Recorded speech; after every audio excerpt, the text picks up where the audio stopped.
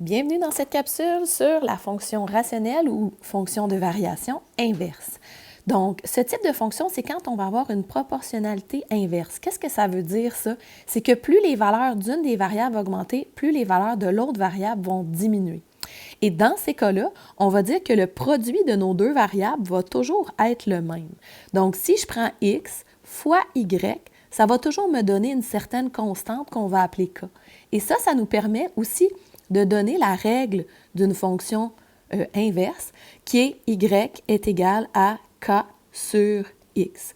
Ou encore, on pourrait prendre f de x va être égal à k sur x. Et donc, quand on va observer les points du graphique, on va voir que ça va être une courbe décroissante qui va s'approcher des axes sans jamais y toucher.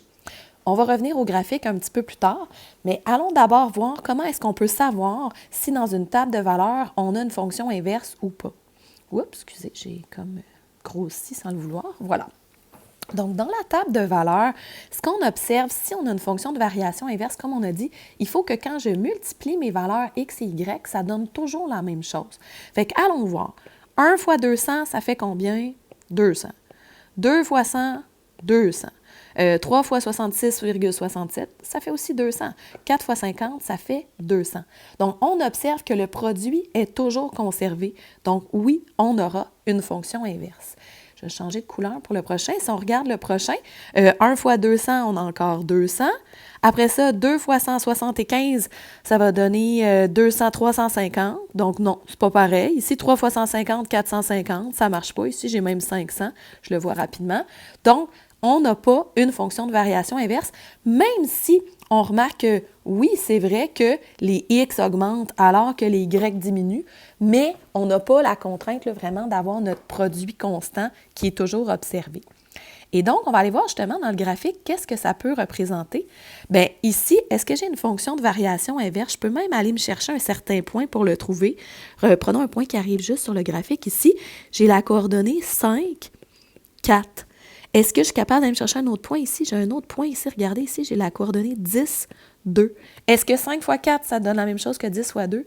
Et oui, ça fonctionne. Je peux même aller m'en chercher un autre. Ici, on voit à 2, 10.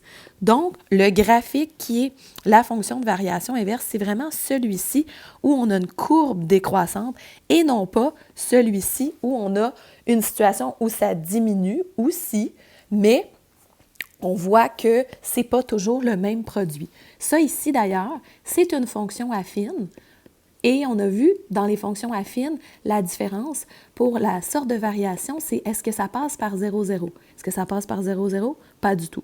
On a une valeur initiale, donc ce sera une variation partielle quand on a une valeur initiale, c'est-à-dire qu'on coupe l'axe des Y ailleurs qu'à 0, 0. Donc, nous, pour revenir à la fonction inverse, c'est un graphique avec une courbe décroissante qui va se rapprocher des axes sans jamais y toucher. Donc, on va aller voir un exemple complet de ce type de situation. Donc, une compagnie aérienne s'intéresse au temps de service des repas lors d'un vol Montréal-Paris selon le nombre d'agents de bord en service. Donc, s'il y a 2 agents de bord, on nous dit que le service, donner la nourriture à tout le monde, va prendre 75 minutes. S'il y a 3 agents de bord, 50 minutes.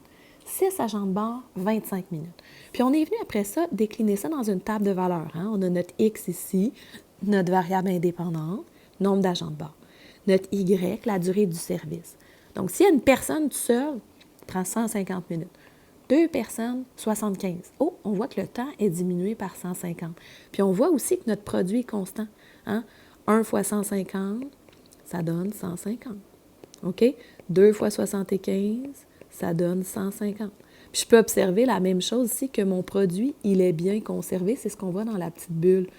Donc, déjà, on est capable de voir apparaître notre règle, f de x, qui est cette quantité constante-là qu'on partage, k sur x. Bien, on la voit, elle est écrite déjà ici. C'est 150 ici, notre valeur constante, notre temps, 150 minutes qu'on partage entre le nombre d'agents de bord, qui est x. Donc, voilà. C'est ce qu'on a. Puis ici, ben moi, j'utilise la variable k.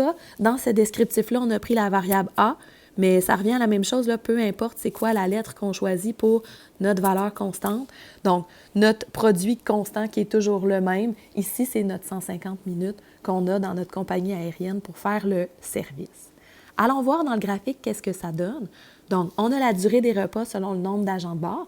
Ici, vous allez me dire les points ne sont pas reliés parce qu'effectivement, je ne peux pas dire 1,7 agents de bord puis venir tracer un point ici, là.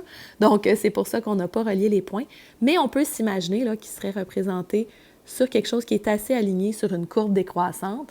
Donc, comme on a vu tantôt à la page précédente, mais on ne relie pas les points parce que ce sont des quantités qui sont discrètes. Donc, un agent de bord, je ne peux pas en avoir 1,18 ou 3,5. Donc, c'est pour ça qu'on n'a que des points. Voilà, donc en conclusion sur la fonction inverse, qu'est-ce qu'on observe? C'est que, par exemple, lorsque le nombre d'agents de bord double, le temps de service diminue de moitié. Si le temps de service triple, ça veut dire qu'il y a 3 fois moins d'agents. Donc, plus une variable va croître, plus l'autre va décroître dans la même proportion. Donc, voilà, c'était le petit vidéo sur la fonction de variation inverse qu'on appelle aussi fonction rationnelle.